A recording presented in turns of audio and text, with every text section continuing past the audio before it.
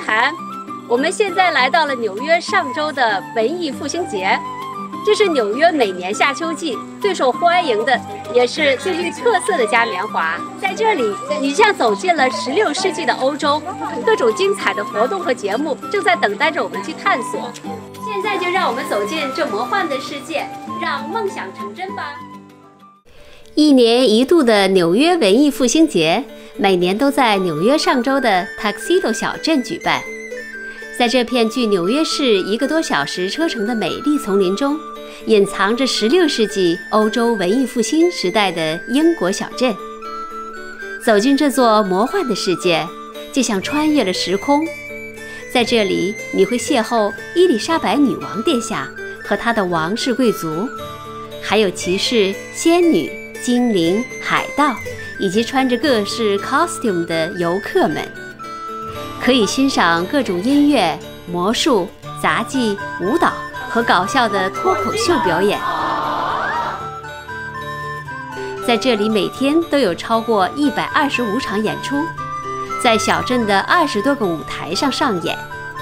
此外，还可以看到超过100个技艺非凡的能工巧匠的手工制品，还有吹玻璃、制作陶器、皮具和铁匠这些有趣的互动现场表演，真是让人哪样都不想错过。所以进园的第一件事就是去 Information Center 拿到一张免费的游园信息导读。有了它，我们就可以好好的计划一下时间了。这里可以拿到免费的一个园里的地图，还有后面的一个完整的 schedule， 我们可以看在哪里有好看的节目。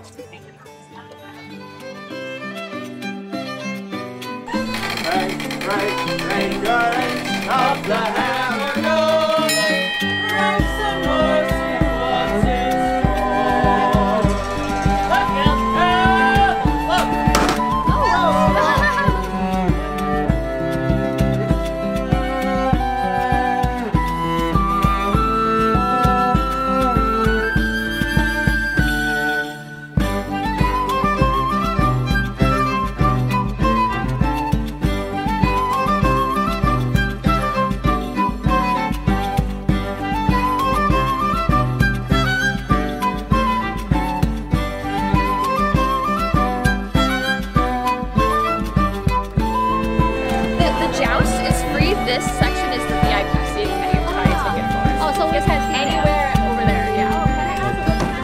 2:30. 我们很快就被马上长矛比武的盛大场面吸引了，看台上已座无虚席，到处都是欢乐的气氛和喝彩声。马上长矛比武的英文叫 jousting， 是在14至16世纪的骑士中非常流行的武术比赛。比武的2个骑士穿着威武的盔甲，手执长矛，策马奔向对方，在2骑交错时，将对方击落马的一方为胜利者。尽管古典马上比武是很危险的活动，但骑士通过比武可以获得可观的声望和奖金，所以一直是很热门的比赛。随着时代的发展，比武的规则也发生了演变。现在的比赛为了保护参赛者，使用已被磨钝的长枪，并装上盾状物的装饰品。在我们看到的文艺复兴节这里的比武中，是以刺破对方胸前盾牌为胜利的象征，但这丝毫不影响比赛的精彩。让我们为自己支持的骑士加油喝彩吧！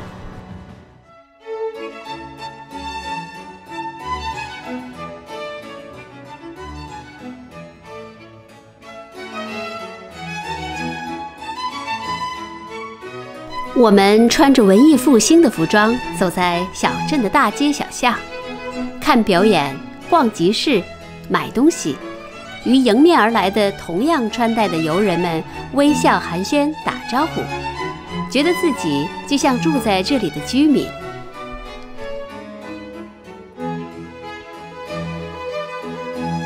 说起文艺复兴，就不得不提那个时代美丽绝伦的服装和饰品。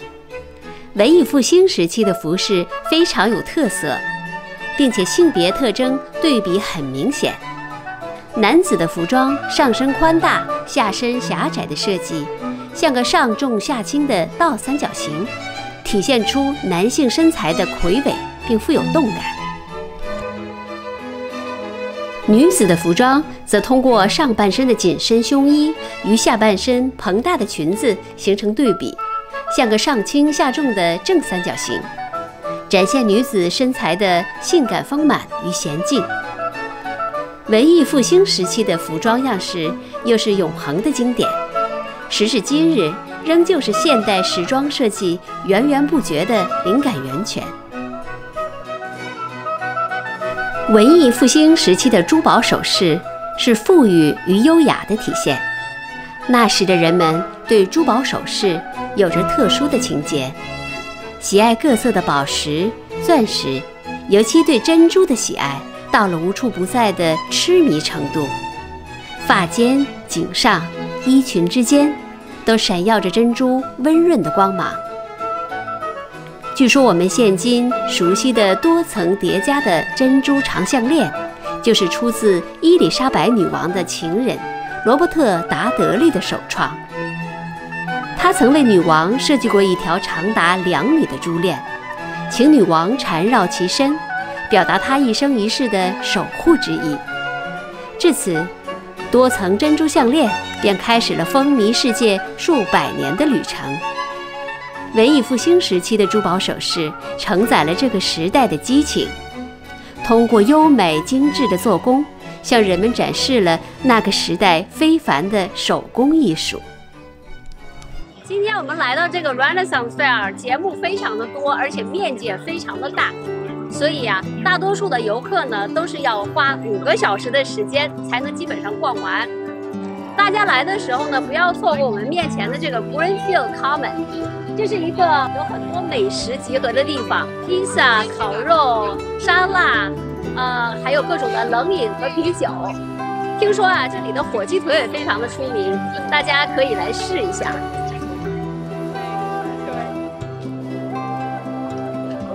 Look at that， 这个火鸡腿好大呀，这烤的还挺香的，一会儿尝一尝。刚刚买了这个著名的火鸡腿，很多人推荐的，我们现在尝了一下，我们放了这个胡椒还有盐各种的 sauce， 现在尝起来味道还真不错，而且这一只特别的大，可以几个人来分享。你觉得好吃吗？不错。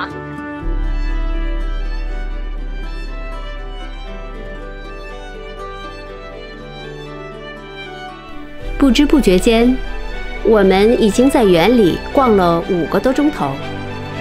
当我们观看完最后一个精彩的表演，走在风景如画的罗宾汉桥上，听到公园里的晚钟悠然敲响，灿烂的夕阳给万物披上了金色的外衣，眼前的一切美丽而神秘。归途的游人意犹未尽，流连在山水之间，如隐秘在林中的精灵。我们在文艺复兴小镇度过了充实多彩的一天，又像是重返那个传奇的时代，亲自参与了一场文化之旅。喜欢这里的朋友们，别忘了收藏接下来的旅游贴士。感谢大家的观看，我们下期再见。